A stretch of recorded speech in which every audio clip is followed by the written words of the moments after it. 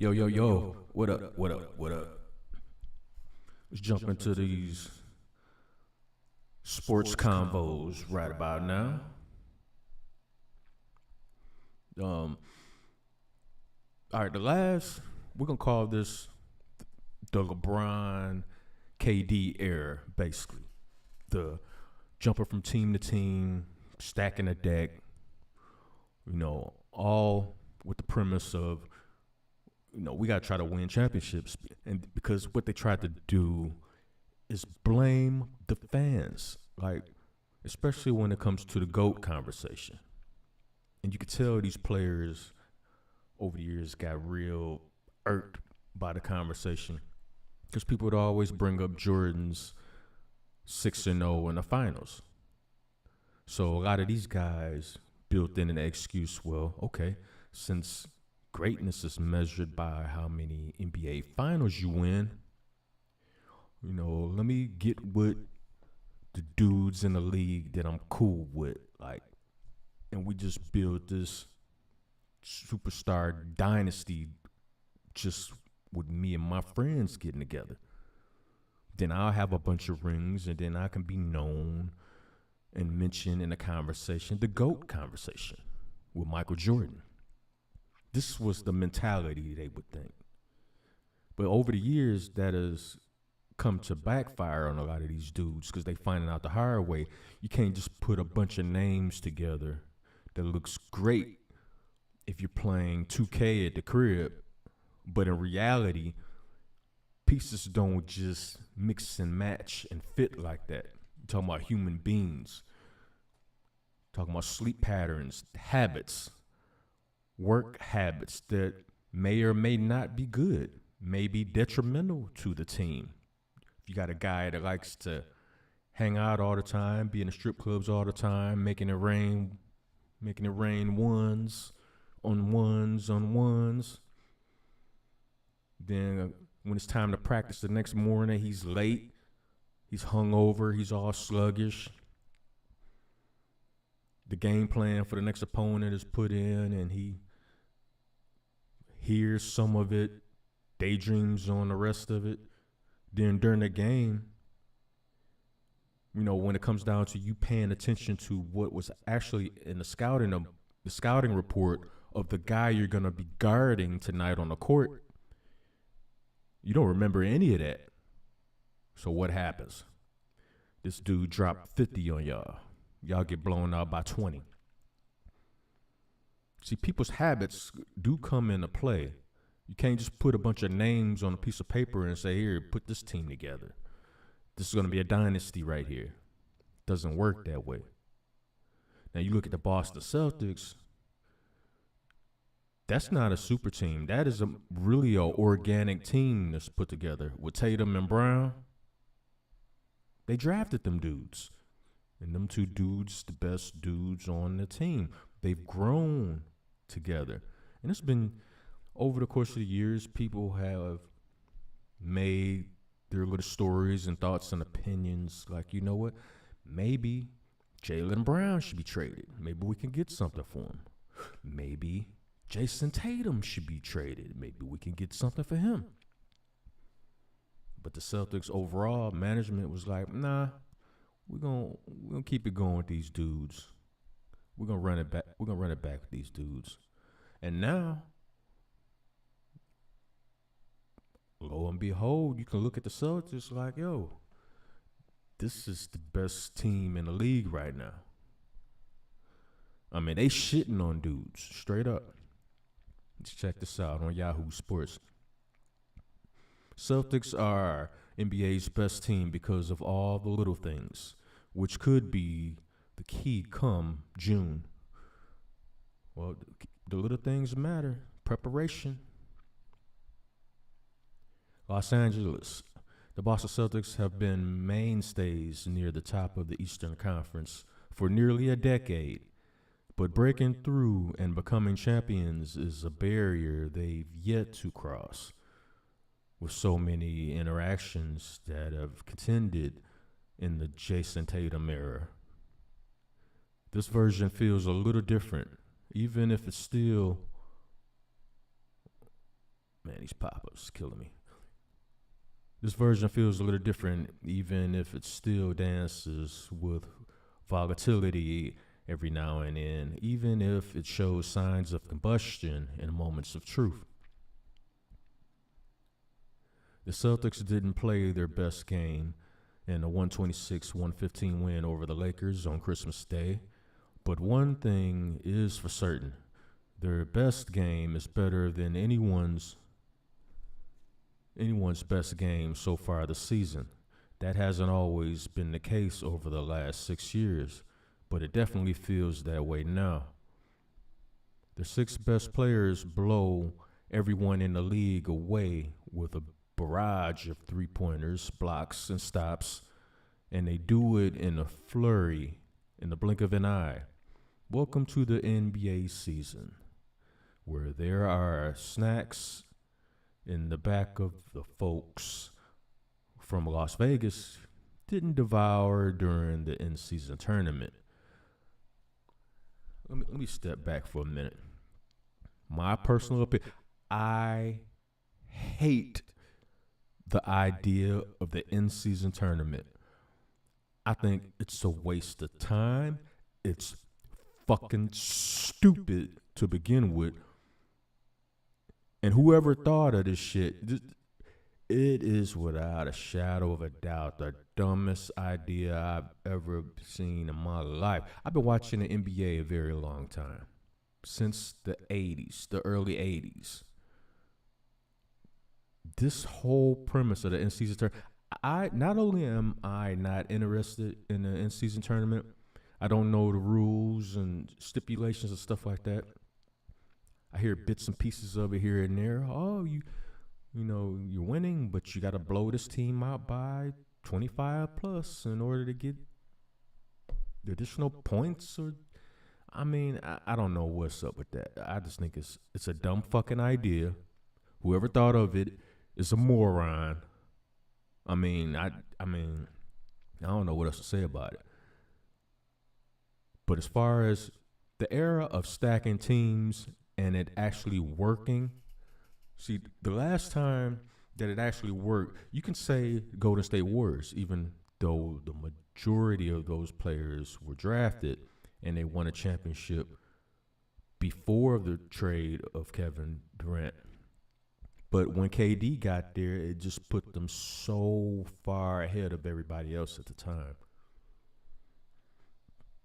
That, chances are, I'm willing to bet, that will go on record as the last constructed super team through free agency signing that will actually win a championship.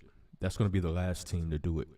I think teams are starting to move away from the whole super team thing. As far as a bunch of free agents getting together, like, yo, let's go over here. You know what I'm saying? We get together and, you know, I'm going to leave a link to this article down below. You guys can finish reading for yourself. I just want to touch on that. But the era of the super team, that's about to be dead. Because players starting to recognize all the criticisms they're getting. They used to think that they would get massive credit. Like, yo, we get together, win all these championships, we'll be known as some of the greatest players of all time. But it didn't turn out like that. Now these niggas is looking for other ways to snake the system and, you know, get cheap accolades and glory and shit. You know what I'm saying? But that shit ain't gonna work. Not at all. And it's crazy too, because it used to be like you get drafted to a team, and if you're a superstar, you get drafted to a team. If you feel you don't have the right player fit around you, you feel like you running with a bunch of bums, you holler at the GM like, you know, this dude suck, that dude suck. You know, do what you can and get them the fuck up out of here, you know? Because it's like, man, I'm out here busting my ass. I'm dropping 40, 50, 60 a night. And these dudes is just out there doing cardio, running up and down the court. They ain't good for much else. So yeah, the superstars used to holler at the GM, you know. But back in the day, GMs, they was stubborn as hell. They was like, man, you just play. Let me handle it up here. But now, these players got so much more influence and sway. It's like, hey, give me this guy. Trade. You look at the Lakers. They already eyeing breaking it down and trading everybody. But LeBron, of course. LeBron, a.k.a. Le GM, already whining and complaining. Oh, he doesn't have any help. The reason why they're losing is, first of all, their mistake was hanging up that stupid ass in-season tournament banner, worthless ass banner. I bet Kobe, R.I.P. Kobe, I bet he rolling in his grave right now looking at that shit. You guys are hoisting up a in-season tournament banner. You're hoisting it up into the rafters alongside the real banners, the NBA championship banners. They literally hoisted a participation trophy style banner into the rafters, up there with all those Hall of Fame names, those championship banners, and such and such. You actually put some crap like that up there, and I'm willing to bet the NBA has something to do with that. They probably told all these teams, like, whoever win this tournament, you got to hang our banner. We got to make it look legit. But see, the fans see past all that bullshit. We know that shit ain't legit. Nobody gave a fuck about the in-season tournament. Nobody cared. Period. Nobody cared. Didn't give. I didn't watch 1 minute of that bullshit. Fuck the in-season tournament. Are you kidding me? Somebody gotta be kidding me, because I looked at that shit like, you know what? I'd rather watch a 60-minute long commercial. Straight up and down. But it's just it's just how it is. We in the times of participation trophies should be idolized and should be treated just like if you won the championship. Well, if that's the case, what's the point in winning the championship? If all the trophies are just as important, second, third, fourth, fifth, sixth, y'all get a trophy. And it's just as good as the number one trophy. I'd be like, fuck it, I'm retired then. What's the point? But I sound like the get off my lawn guy. And that's cool. I'll be the Black Al Bundy. Get the fuck off my lawn. Straight up and down. But, I don't rock with the NBA into the playoffs anyway. Because you got guys that don't even take the NBA serious anymore. Like, look at Zion Williamson. Now, he reminds me of a guy that sometimes when it comes to sports, you can have a guy that's naturally just really athletic, and his quick twitch muscle reactions is more advanced than other people. So he don't have to practice as hard. He doesn't have to play as hard as a lot of other people because he's naturally gifted at that sport. So he's basically going through the motions and riding the wave of his talent and his physical ability. These type of guys are dangerous because you don't want to invest too much into them and then realize they don't even love the game like that.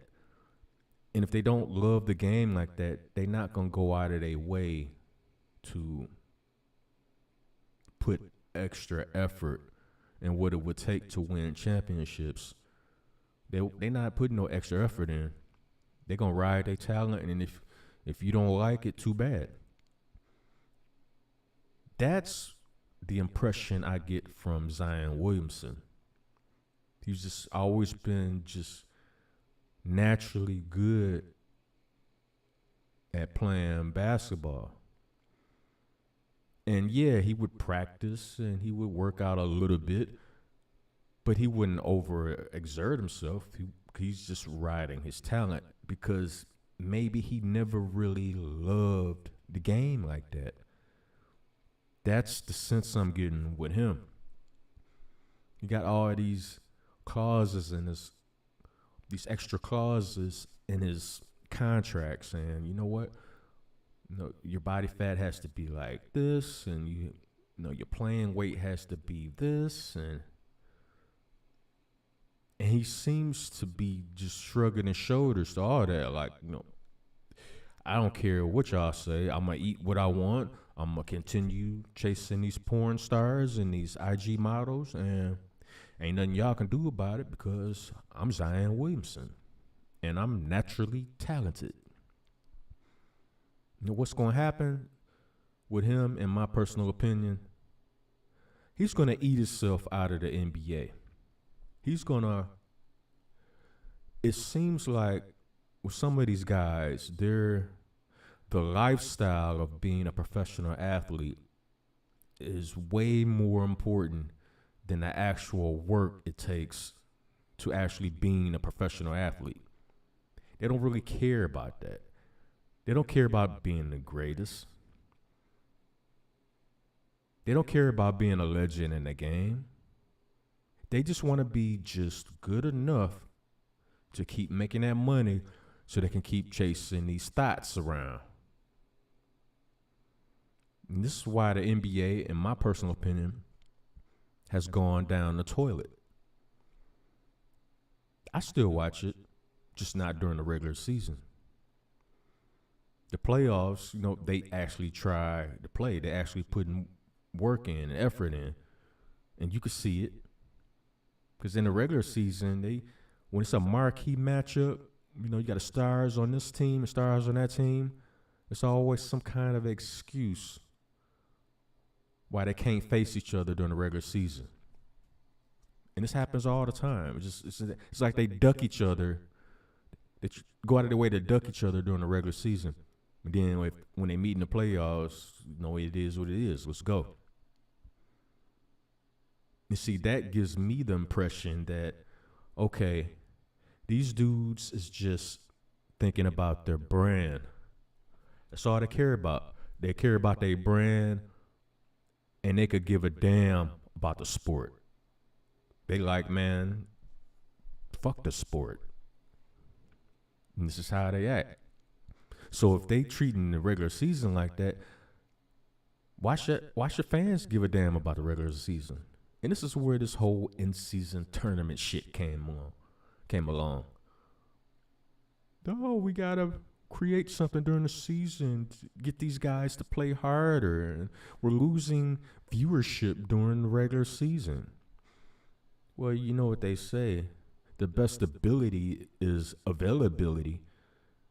When you have guys that won't even play 82-game seasons, but they want to be considered in a GOAT conversation. If Michael Jordan had load management during his time, the way these dudes do,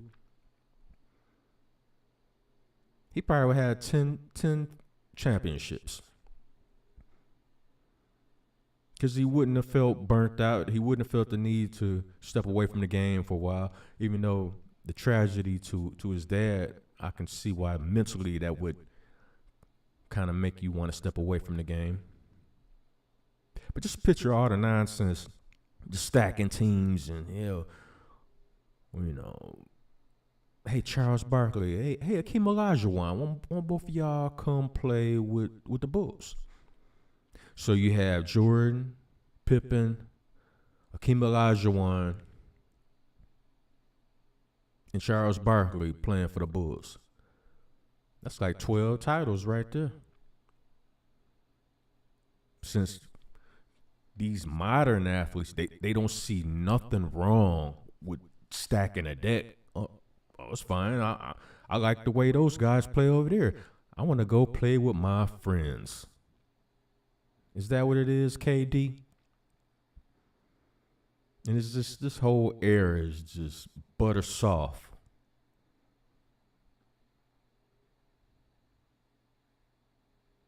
Butter soft.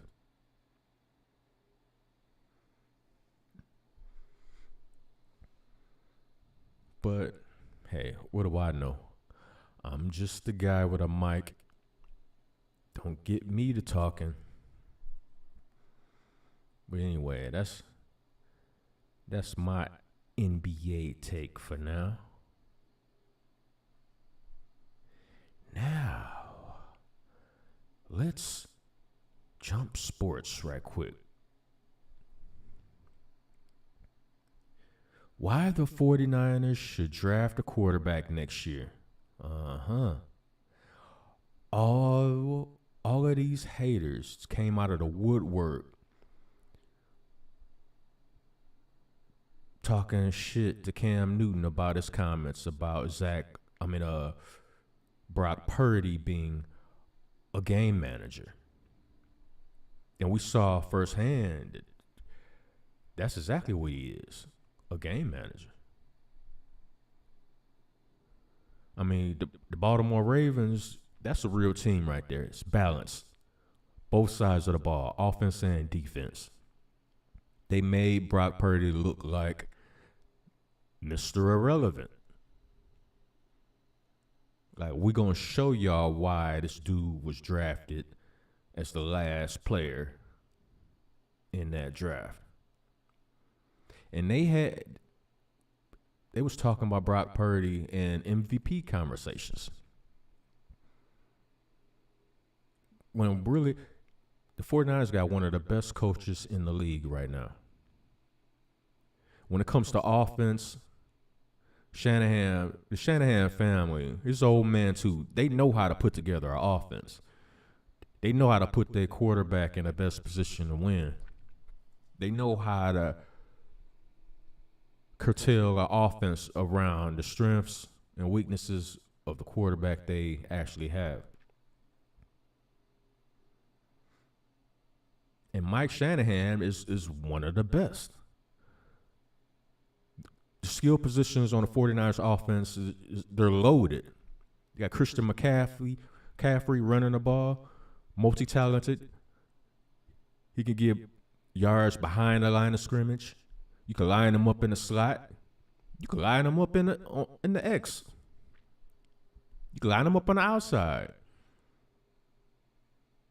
You got all these weapons. You got Debo. I mean, of course, Brock Purdy should put up numbers. Look at the people he's throwing to. Now, on the flip side, look at the Ravens. When Baltimore didn't really have that many weapons for Lamar Jackson to depend on. What did he do? He was in the MVP discussions with nobody, playing by himself.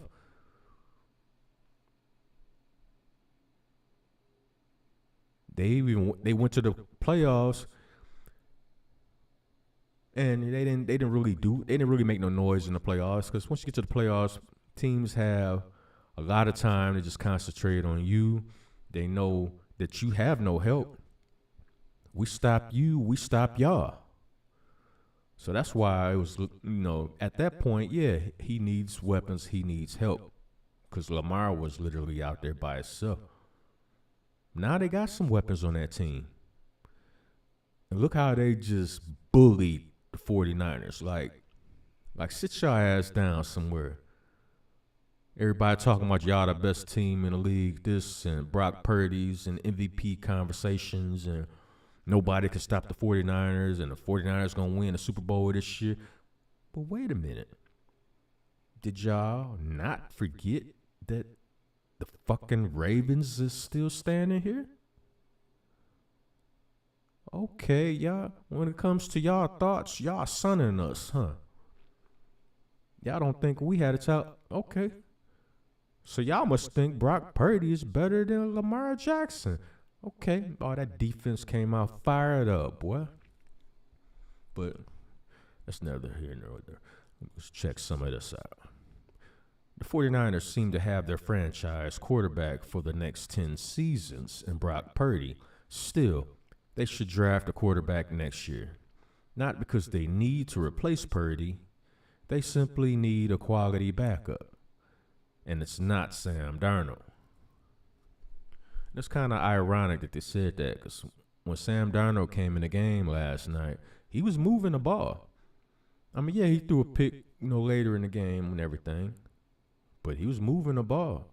So this premise that they don't have a backup quarterback and this is why they should draft one, might consider finding a starting quarterback.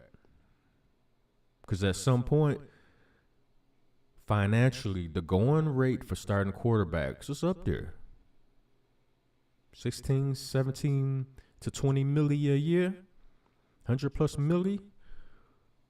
Now, when you finally have to pay your quarterback, and like I said, as a starting quarterback, he's going to demand some money.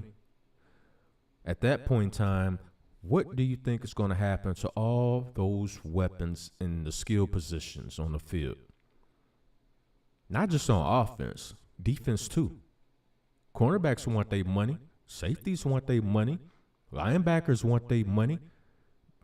Defensive ends, they want their money. You got Christian McCaffrey. You got Debo Sanders. I mean, these dudes are going to demand some money. You can't pay everybody. So what's going to end up happening? Brock Purdy's going to get his money, but all of a sudden he no longer has all these weapons around him. He no longer has these weapons surrounding him. Oh, shit. And that's when it's going to be revealed why he was Mr. Irrelevant. And all the people jumping on Cam for his take on it. The proof was in the pudding last night. After the Ravens did what they did to the 49ers, everybody that was talking spicy to Cam Newton, y'all owe that man an apology. Y'all owe that man an apology. Especially the lady on ESPN, whatever, Kimberly, whatever, want to crack jokes about the man's hat. You wearing a hat too. Well, I forgot, it's not a hat if you change the name to wig. But anyway.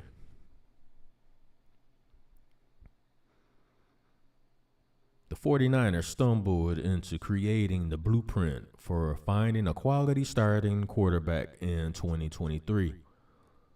Draft a 4-year starter on day 3. Pay him next to nothing and put him on a team with the expensive veterans all over the place. That's what they did with Brock Purdy, and it's what they should do in the upcoming draft. Can't keep cycling quarterbacks in and out, though. That's, you got to find the guy. Purdy is a good game manager, like Cam said. He's a good system quarterback. But when you go up against the 49ers, you don't fear Brock Purdy. I think that's the point that Cam was trying to make.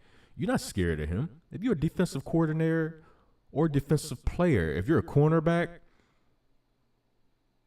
if you're a defensive end, you're not afraid of Brock Purdy. He doesn't strike fear into you. You're looking at him like, hey, all right, he all right. Now, he got a lot of weapons around him. We neutralize some of these weapons. We can easily neutralize him. And would have it. the Ravens just showed the whole league how you beat the 49ers. But the league got to keep in mind, you better have the personnel. But yeah, this isn't no indestructible team. Come on now. Yeah, I'm gonna leave this link in the description box down below too. You guys can check it out.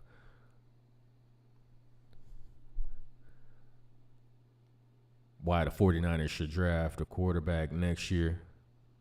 Shouldn't have to draft one at all. When everybody was talking about Cam didn't know what he was talking about. Talking about Brock Purdy being a system quarterback, a game manager. So if he's not a game manager, then you guys already got your quarterback then. You don't need no backup. You don't need to get no backup in there. Sam Darnold is a good enough backup. Since, y'all think Brock Purdy is the answer at starting quarterback. Yeah, I smell bullshit all over.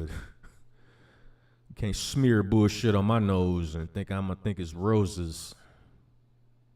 Anyway, it's my take. It'll be another one soon. Subscribe to my channel. We talk sports. We talk relationships. We talk news, politics. We talk it all, baby. Subscribe to my channel. I'm out.